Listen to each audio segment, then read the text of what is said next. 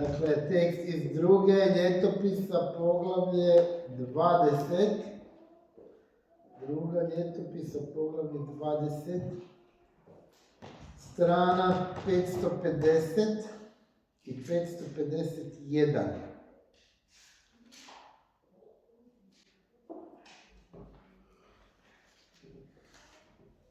Radi razumijevanja cijelog ovog konteksta, moramo pročitati cijelo poglavlje. Malo je duže i duže bude trajalo, ali moramo dati priliku Božje riječi da nam govori. I zato bih vas zamolio da ustanete iz poštovanja prema Božje riječi. Čitat ćemo poglavlje 20, druga ljetopisa.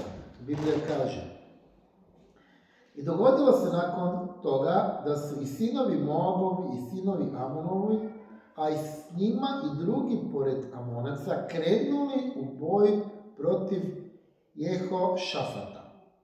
Tada su došli neki koji su ispričali Jehošafatu govoreći: Dolazi veliko mnoštvo protiv tebe s one strane mora, s one strane gdje je Sirija. I evo ih i u Hazazon-Tamaru, to jest En-Gediju.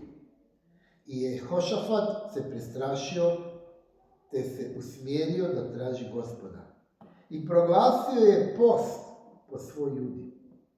Iskupila se Juda da zatraži pomoć od Gospoda. Baš iz svih gradova Judinih dolazili su da traže Gospoda. Tada je Jehošafat ustao u zajednici Jude i Jeruzalema u domu Gospodnjem pred novim predvorjem i rekao: Gospode Bože, očeva naših, nisi li ti Bog u nebu? I ne vladaš li ti nad svim kraljevstvima pogana? I nije li u tvojoj ruci snaga i moć, tako da ti se nitko ne može oduprijeti?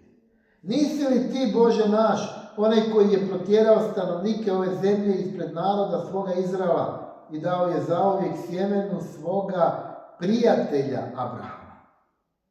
I oni su živjeli u njoj, sagradili i u njoj svetište imenu tvome govoreći: Ako kada zlo dođe na nas, poput mača, suda ili kuge i gladi, stajat ćemo pred ovim domom i pred tobom, jer je ime tvoje u ovome domu. Te zavapiti k tebi u svoj nevolji i tada ćeš čuti i pomoći nam. A evo, sada sinovi Amonovi i Moab i gora Seir, za koje nisi dopustio Izraelu da upadne kad je dolazio iz zemlje Egipatske, nego su se okrenuli u njih i nisu ih uništili. Evo kako nam oni uzvraćaju, došavši da nas protjeraju s posjeda tvoga kojeg si nam dao u baštinu. Bože naš, zar nećeš suditi? Jer mi nemamo moći protiv tog velikog mnoštva koje dolazi na nas. Ni mi ne znamo što učiniti, nego su oči naše na tebi. I sad je Juda stao pred Gospodom sa svojim malenima, svojim ženama i svojom djecom.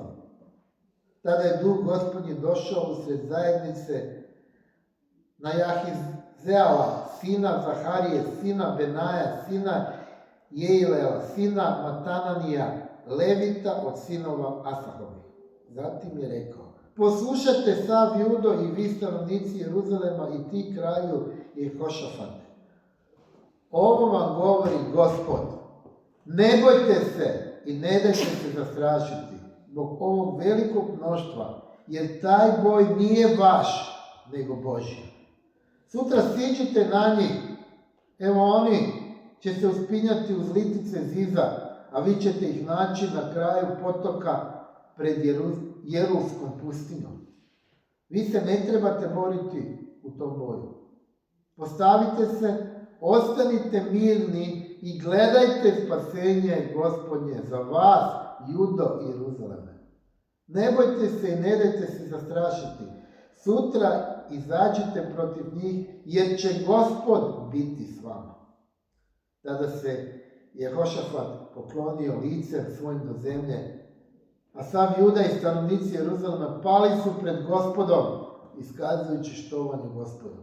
Na to su Leviti od sinova Kohatovaca i sinova Korahovaca ustali da bi slavili Gospoda, Boga Izraelova, jakim glasom i visoko. A ujutro su rano ustali i otišli u pustinju Tekovu. I dok su odlazili, Jehošafat je stao te rekao: čujte me, Judo i stanovnici Jeruzalema, vjerujte u Gospoda, Boga svojega, tako ćete se učvrstiti. Vjerujte njegovim prorocima, tako ćete uspjeti. I kad se posavjetovao s narodom, odredio one koji će pjevati Gospodu i oni koji će slaviti ljepotu svetosti, dok budu izlazili pred vojskom, te govorili: slavite Gospoda, jer milosrđe njegovo traje zauvijek. A kad su započeli pjevati i slaviti, Gospod je postavio zasjede protiv sinova Amonovih, Moaba i Gora, Seir, koji su bili krenuli na Judu, te su bili potučeni. Jer su sinovi Amonovi i Moab ustali protiv stanovnike Gore Seir, da ih potpuno zatru i unište. I kad su završili sa stanovnicima Seira, pomagali su si uništiti jedan drugoga. Amen. Oče nebeski, hvala ti za tvoga Sina Isusa Krista, hvala ti za tvoju svetu riječ i da si sve ovo dao zapisati za nas, da nešto naučimo iz tvoje riječi, i hvala ti, Gospodine, da si ti kralj nad kraljevima, da si ti pobjednik, da si ti onaj koji pomaže svakom onom koji tebe traži. Hvala ti na tome i molim te da nam blagosloviš, da pomogneš, da napuštamo ovaj sastanak kao ljudi koji će htjeti služiti tebi. Molim te da nas dotakneš duboko u srca i da se možemo približiti tebi. Sve te to molim i u našeg spasitelja, Gospodina Isusa Krista. Amen. Izvolite se. Malo duži tekst, ali jedan prekrasan odlomak. Jedan prekrasan odlomak iz kojeg možemo puno toga naučiti. I sjećamo se da u Novom Zavjetu piše da je sve ovo zapisano radi nas. Iz ovog događaja možemo puno toga naučiti. Ovaj događaj je napisan radi tebe i mene, da bi mogli nešto kroz njega naučiti. I evo vidimo situaciju. Odjednom se kralj Jehošafat našao u jednom vrlo teškoj situaciji. Došli su sa svih strana na njega. I često puta je to tako u životu. Nekad se u životu sve uroti protiv tebe. Sve krene protiv tebe. Želite nešto pobijediti, poraziti. Mi kao kršćani, ovo je odlomak naravno napisan za vjernike. Da, vidimo da ovi stanovnici Judeje, Juda i stanovnici Jeruzalema su bili vjernici. U ono vrijeme su svi tražili Gospoda i tako dalje, generalno gledajući. Danas možemo to analogijom povući da mi koji smo prihvatili Isusa Krista za svog spasitelja, mi, dakle, smo Božji narod. To je novi narod, kršćani koji Bog stvara na ovoj zemlji. Dakle, nismo mi zamjenski Izrael, nego smo mi novi narod koji Bog stvara na ovoj zemlji. Ali principi koji su ovdje u Bibliji, koji se odnose na izraelski narod, se mogu primijeniti i na nas, kršćane. Dakle, nas koji smo povjerovali. I sada u tvom životu dolaze problemi. Borba, napadi sa svih strana. I što onda trebaš učiniti? Trebaš se suočiti s tim. Iz ovog teksta ćemo naučiti kako je najbolje se postaviti kada dođu problemi. Kada dođe napad na nas. I možda si ti danas ovdje i suočavaš se s nekim problemima i napadima. I možda doista ne znaš što trebaš poduzeti. Ali Božja riječ ti daje odgovor. Božja riječ ti daje odgovor što trebaš učiniti.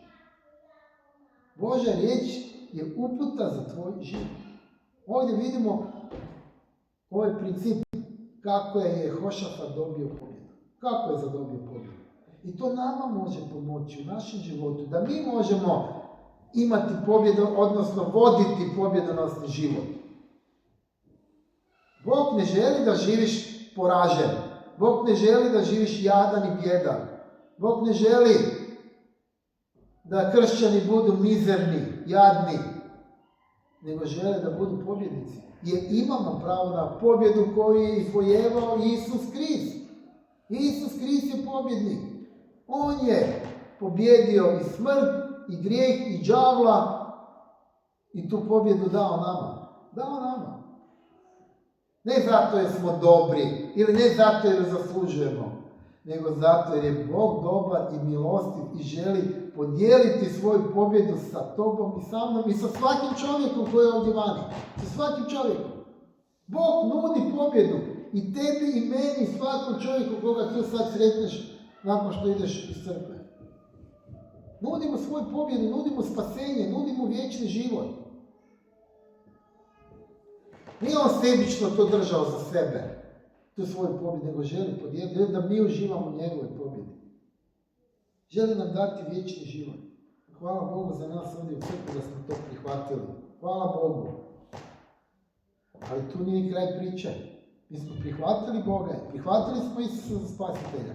Ali sad vidimo i dalje problemi dolaze. Ovaj kralj nije bio neki zločesti kralj, Jehošafat. Ali problemi su došli. Spremili su se silne vojske na njega. I ti, možda nisi ne znam kak loši. I trudiš se biti bolji kršćanin i tako dalje. Ali problemi će doći, oluja će doći, oluje dolaze. Htio ti to ili ne. I evo što trebaš učiniti ako želiš da izađeš pobjednik u svih tih bitki. I imamo pravo. Evo, to možemo ovaj stih za uvijek pročitati što smo rekli da je Isus izvojevao tu pobjedu. Rimljanima 8.37. Rimljanima 8.37. Biblija kaže: ali u svemu ovome i više nego pobjeđujemo po onome koji nas je ljubio. Dakle, po svemu ovome. Znači u svemu ovome. Znači u svemu što ti se događa. Nevolje, problemi, tako dalje. Više nego pobjeđujemo po onome koji nas je ljubio. Po Isusu Kristu. Sam ne možeš ništa. Bez Isusa ne možeš ništa. Ne možeš pobijediti bez Isusa.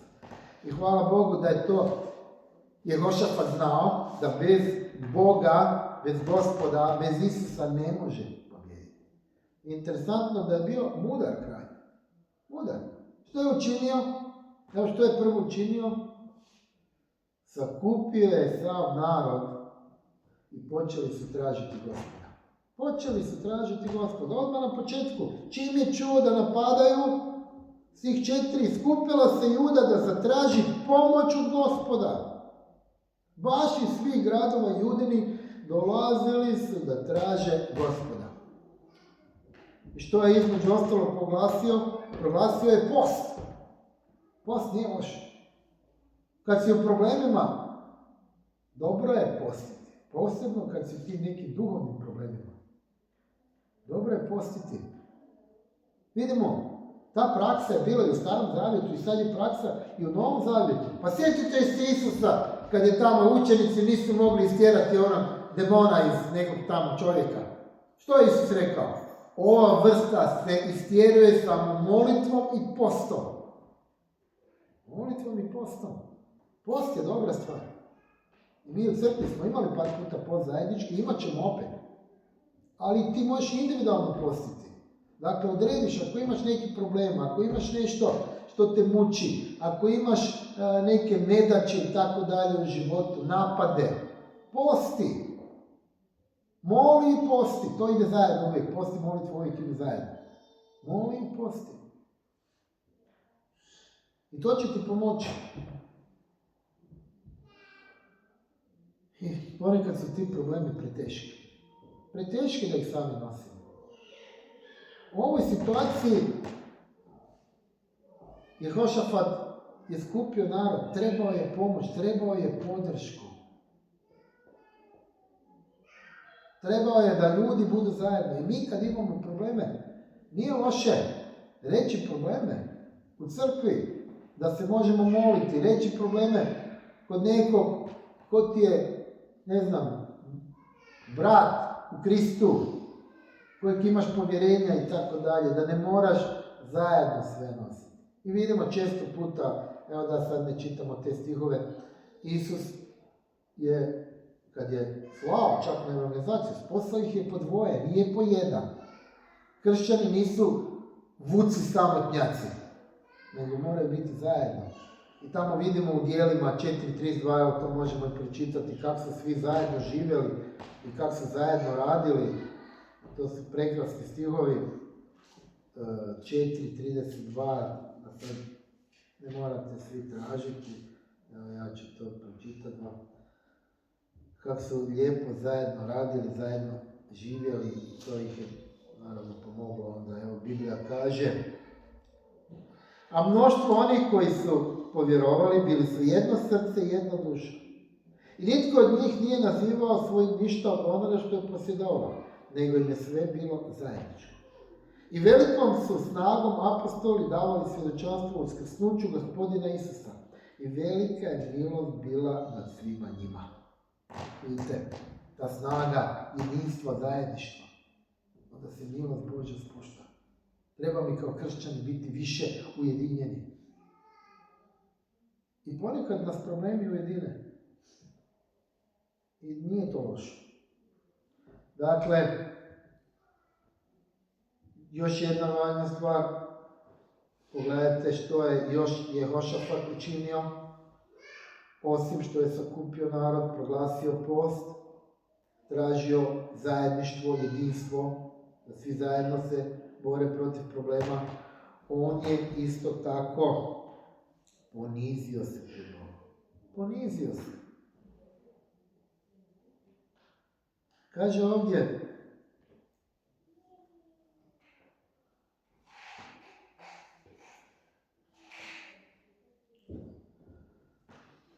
malo da nađem taj stih.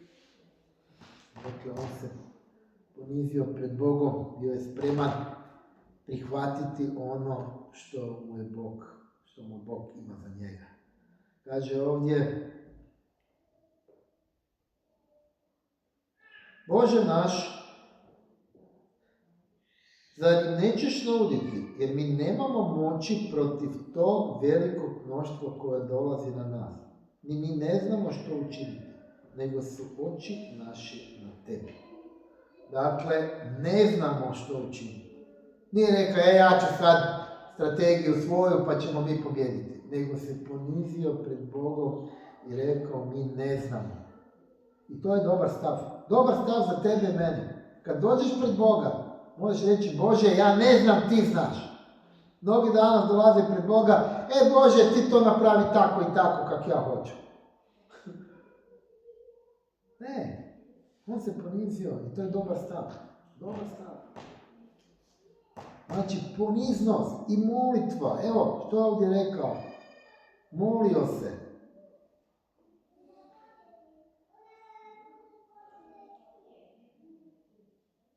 Kaže ovdje da je Jehošafat došao u molitvi.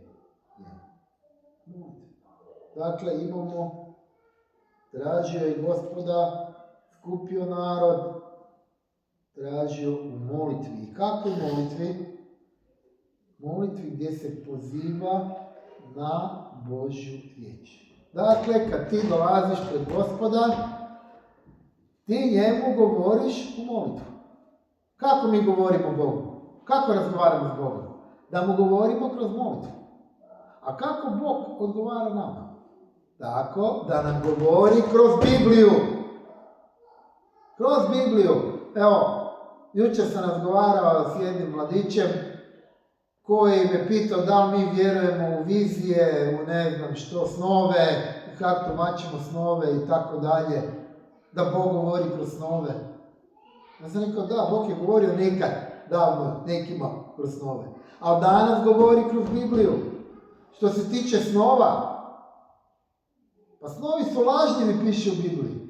I danas, nažalost, neki kršćani, čim se ujutro probude, onda pričaju što su sanjali, onda traže tu nekakvu Božju poruku u tim snovima, u najmanju ruku kao da uzimaju onu sanjaricu u ruke. Pa to su poganski običaj, pogani su se jutro budili i pričali jedan drugome što su sanjali. Snovi su naša podsvijest, a Biblija je stvarnost. I onda sad oni snuju, imaju vizije i ne znam što. Pa Biblija je kompletna, ne treba Bibliji više nikakvih vizija, niti nikakvih snova. Čitaj Bibliju, Bog ti govori kroz Bibliju i izvršavaj ono što piše u Bibliji. Ne trebaju ti snovi i vizije i jezici i ne znam što izmišljaju sve. Žalosno. Ljudi su prevareni. A tako je jednostavno. Što ovdje Jehošafat kaže? Poziva se na Božju riječ. Evo što kaže. I oni su živjeli u njoj, sagradili tu njoj svetište imenu tvome govoreći. Ako kada, i sad citira, ako kada dođe zlo, dođe na nas poput mača, suda ili kuge i gladi, stajat ćemo pred ovim domom i pred tobom, jer ime tvoje u ovome domu, te zavapiti k nebu u svoje nevolji i tada ćeš čuti i pomoći nam. Citira Božju riječ. Znači, mi se trebamo pozvati na Božju riječ. I znati Božju riječ. I Bog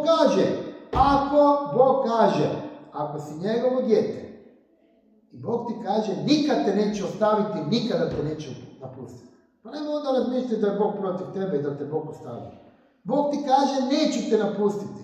Jedino ti možeš napustiti Boga i onda biti još dublje u problemu. Ali kad ti dođe problem, Bog je uz tebe. I Bog ti kaže u svojoj riječi, ja ću ti pomoći. Koliko puta? Ne boj se. Koliko puta to kaže Gospod? I opet tu kaže u stihu 15. Ovako vam govori Gospod. Ne bojte se i ne dajte se zastrašiti zbog ovog velikog mnoštva, jer taj boj nije vaš, nego Božji. Ako si dijete Božje, ako si Kristov vojnik, to nije tvoj rat. To nije tvoj boj.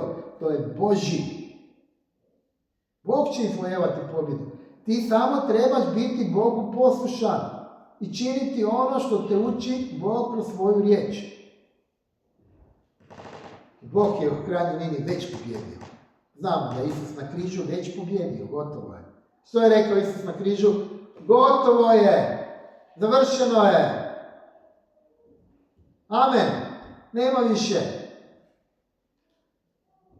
Pobjeđen je đavao, grijeh. I onda pobjedonosno uskrsnuće gdje Bog pokazuje da ima apsolutnu moć. Dakle, za tebe je važno da kad si u problemu moliš, postiš i vjeruješ i pozivaš se na Božju riječ.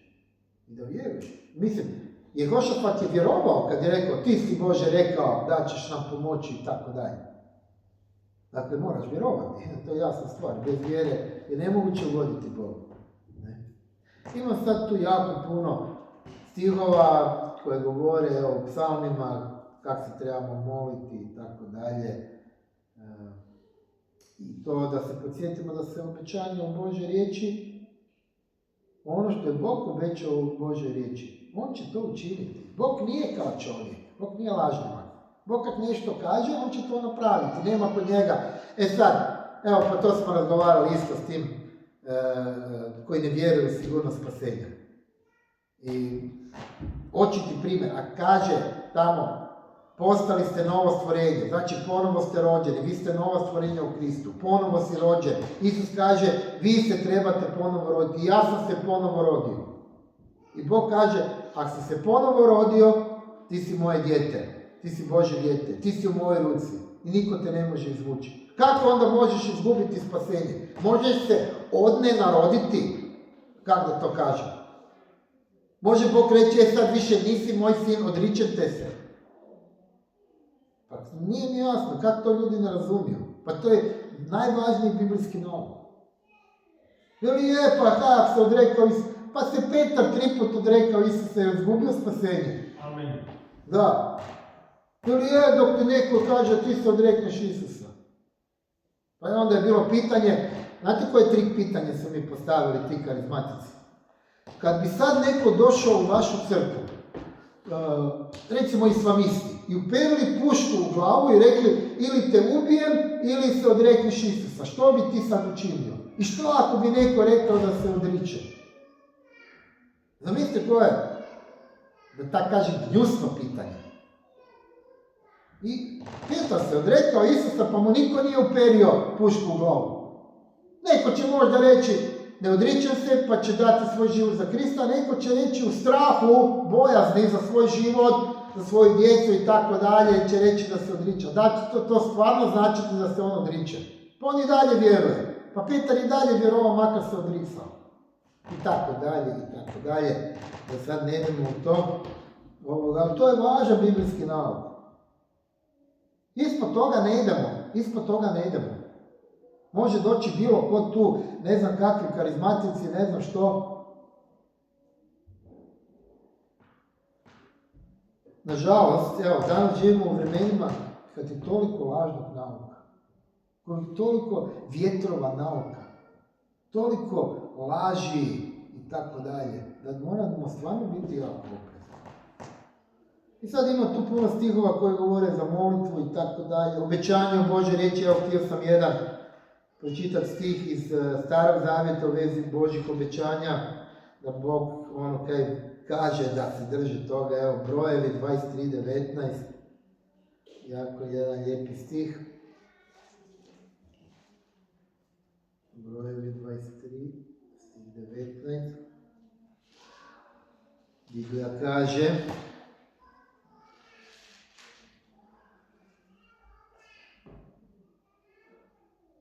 Bog nije čovjek da bi lagao, nije sin čovjeka da bi se pokajao. Ili on što rekao, a da to nije učinio? Ili je li on nešto izgovorio, a da nije izvršio?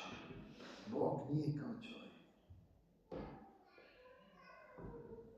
Pogledajte, tu još ima interesantnih stihova. Evo, pogledajte, 2. Petrova 1:4, isto dosta dobar stih, 2. Petrova 1:4. 2. Petrova 1:4, evo samo malo.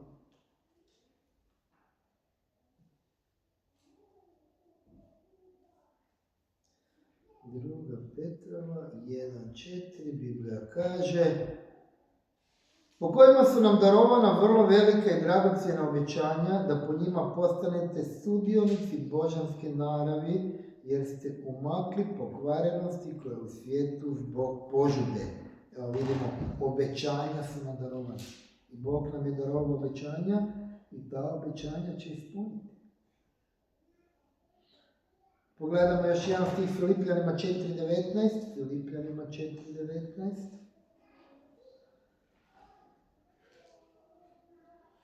Biblija kaže: a Bog moj ispunit će svaku vašu potrebu prema bogatstvu svojem u slavi po Kristu Isusu. Dakle, Bog će ispuniti svaku našu potrebu. Bog vidi naše potrebe, Bog vidi kad se problemi. On će ti pomoći. Idemo sad na 3. točku. Dobro, tu ima još puno toga bi se moglo govoriti o tome da trebamo kod Boga moliti na temelju Božje riječi, biti svjesni onoga što se događa. Ovdje je interesantno spomenuti možda to da, evo, vidite kakva je bila situacija s tim narodima okolo. Tamo su Izraelci išli i nisu htjeli tamo one narode zatrti, nisu ih ostavili. I što se dogodilo? Dogodilo se to da su ti isti narodi koji su Izraelci prije poštedjeli krenuli na njih. Zamislite, iz zahvalnosti što su ih poštedjeli, sad su ih napali. Ne? Evo, kaže ovdje stih 10. A sada, evo, sinovi Amonovi i Moab i Gora Seir, za koje nisi dopustio Izraelu da upadne, kad je dolazio iz zemlje Egipatske, nego su se okrenuli njoj I nisu ih uništili. Zamislite, nisu ih uništili sad ovi iz zahvalnosti što ih nisu uništili, napadaju ih. Znate što je to? To je ono kad te neko bliski povrijedi. To je ono kad nekome pomogneš, učiniš sve i taj isti ti zabije nož u leđa. I to se često puta događa u našem kršćanskom životu. Nažalost. Meni se to puno dogodilo. Da ljudi za koje si se trudio, pomagao, dao sve, na kraju su se okrenuli protiv tebe i napali. Vidite da je to stvarnost. To je stvarnost. Nažalost. I to je ono. Nama je gore da me neko s ulice povrijedi, da mi nešto kaže lažno ili tako dalje, da me lažno optuži ili ne znam što. To me uopće ne zanima me to, da tako kažem. Nije mi bitno u životu. Ali kad neko koji je dolazio u ovu crkvu, koji je proveo tu godine s nama, pa onda nakon toga govori laži, to te povrijedi. To te povrijedi. I nažalost, nismo imuni na to. I najteže je dok te neko bliski. Netko tko jede s tobom, onda na tebe podiže petu. Tamo je Isus je jeo s Judom zajedno za stolom i taj ga je izdao. Juda Iškariotski. Dakle, to ti je najgore. I znate kako ga je onda Isus nazvao? To mi je nešto najdramatičnije u Bibliji. Dolazi Juda prema Isusu sa onom čoporom svojim stoljagama. Dolaze do Isusa i Isus mu kaže, Judi, prijatelji moji. Prijatelji moji. Čovjeku koji ga je izdao. I kako izdaje sina čovječeg, poljubcem, došao do Isusa, poljubio ga i rekao je taj, a Isus mu rekao, prijatelji moji. To je Isus, to je naš Bog. To je naš Bog. I još je Juda onda imao šansu se pokajati. Isus ga nije odbacio niti do onog trenutka. Ali nije, nažalost nije. Nije se pokajao. Nije prihvatio to prijateljstvo koje mu Isus i dalje nudio. Dobro, mogli bi sad tu puno toga govoriti, ali evo, to je samo jedan primjer. Koliko je važno za nas da molimo, da budemo budni, da se pozivamo na Božju riječ. I sada ovo za kraj, nešto što bi nas trebalo ohrabriti, a to je ovaj stih 10, gdje kaže zadnji dio, nego su se okrenuli od njih, samo malo, nije to, stih 12, Bože naš, zar im nećeš suditi, jer mi nemamo moći protiv tog velikog mnoštva koje dolazi na nas. Ni mi ne znamo što učiniti, nego su oči naše na tebi. Ovo je poruka za nas. Oči su naše na tebi. Ti i ja trebamo gledati Isusa. Ti i ja trebamo gledati Isusa, ne probleme, ne mnoštvo koje je protiv nas. Uprite pogled u Isusa, kaže tamo Hebrejima 12, evo pročitajte to. Pobjeda im je došla kad je kralj Jehošafat i narod su shvatili u potpunosti da ne mogu pobjediti, da ne mogu riješiti problem. I onda su uprli pogled na Gospoda. Evo pogledajte što kaže nam Hebrejima, poglavlje 12. Hebrejima 12.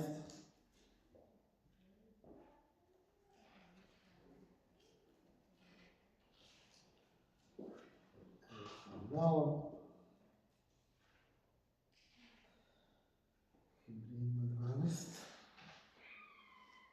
Pročitamo 1 i 2.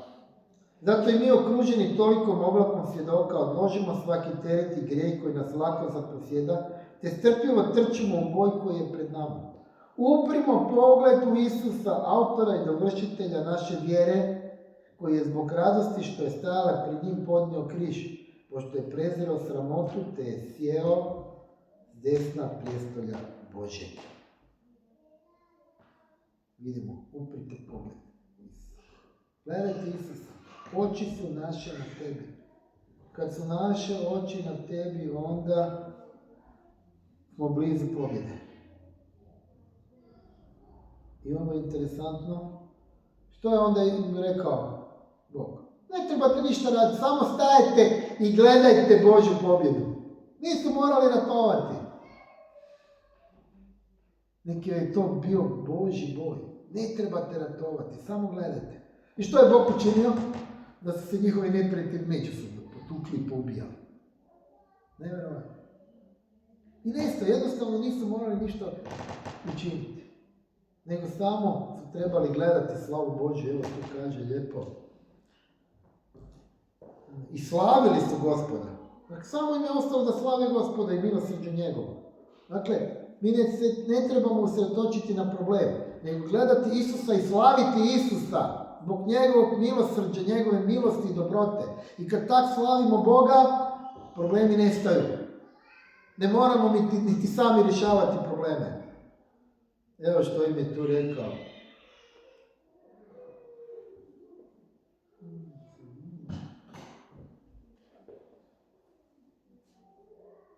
Vi se ne trebate boriti u tom boju.